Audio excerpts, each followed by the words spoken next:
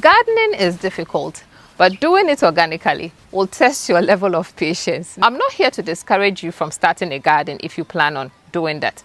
I'm just here to let you know that if you have plans of starting a garden, and most especially if you intend on doing it organically, then prepare to get your heart broken several times and tickled at the same time. To me, organic gardening simply means using plant and animal-based materials for your plants and avoiding pesticides, herbicides, fertilizer, weedicides, anything that has to do with chemical. You avoid that as much as possible. That is what we have been doing. But I can tell you for a fact, in fact, I can't even sugarcoat it. It is not easy. It comes with a lot of challenges. Challenges that you would least expect. Some you would be able to combat, and some they will just be out of your control. And that's what happened to us a couple of weeks ago. Situations got out of control in our first garden. And now we have come to terms with the fact that we'll have to clear up all our plants and start all over. The space behind me used to have some beautiful plants. We had cucumber, green bell peppers, red bell pepper, cabbage, cauliflower, and a couple of herbs. Fast forward today, we don't have them here. We had to take them out about 2-3 days ago. And that's because we had issues with aphids and spider mites. It started with the cucumbers, and before we could catch on it, it had already spread to other parts of the garden. I just started our second garden, and we're so invested in that space. We're spending more time there because those plants were young. So we're spending more time there, and we sort of neglected the space a little bit. So by the time we realized something was happening, the damage was just out of control.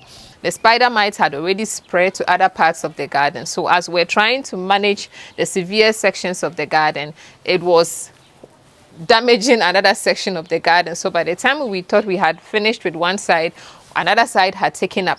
We tried spraying them with dish soap and water. We basically tried everything we could even find online, like non-chemical ways to handle some of these things. We tried everything we could. We tried vinegar, we tried neem oil, but it had already spread to other parts of the garden. It had damaged so much. At a long run, we decided that we're going to uproot all the cucumbers and start all over. Then we noticed our peppers were also in trouble. They started looking wilted, weak. They looked like they were basically drying up. And we realized it was aphids. They had invaded all the leaves of the peppers, stems, and even the fruits.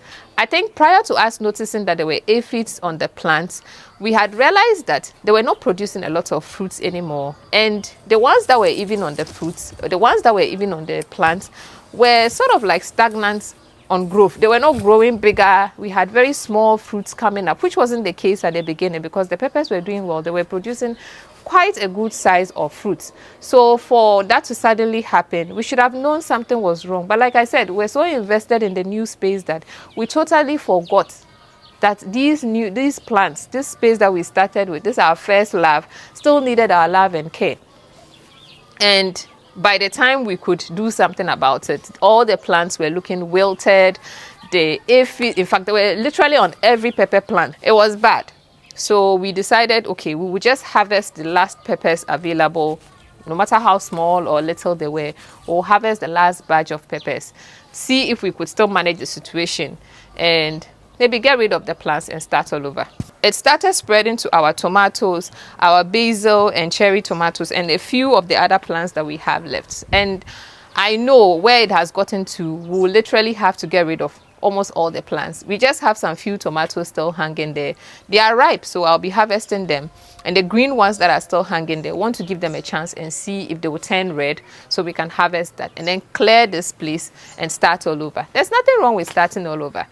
We all get to that point in life where we know that we have to take some steps back, make some changes and come back.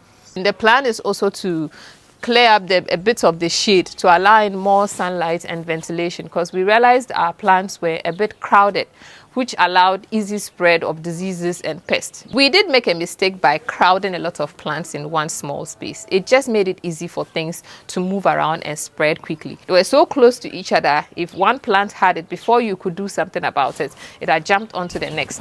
Despite all these challenges, would we have done it any other way? No, we would have still done it the organic way, and we're going to stick to that. We've just come to terms with the fact that our garden will not be 100% perfect. Some of our plants will die, some will make it. Some will produce beautiful fruits, some will produce flawed fruits.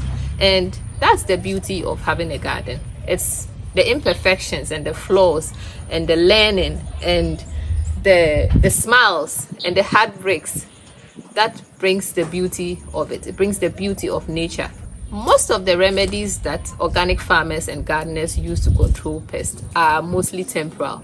It's basically to repel them for a while so you can manage the situation or save your plants. But after some days or weeks, they bounce back.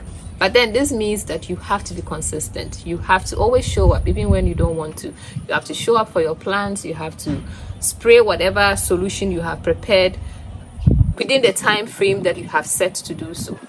It comes with smiles and it comes with heartbreaks. Like I said, it would break your heart and it would tickle your heart.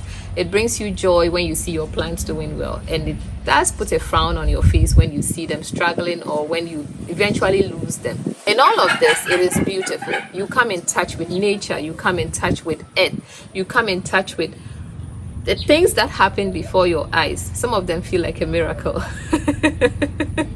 Feel like a miracle, and it's an interesting experience. So I wouldn't want to discourage you from doing your garden organically, because I have been experiencing the bad side of it, and I'm telling you for a fact that I'm not looking the other way. I'm going to stick to it. We are going to stick to gardening and maintaining our plants with plant and animal based material.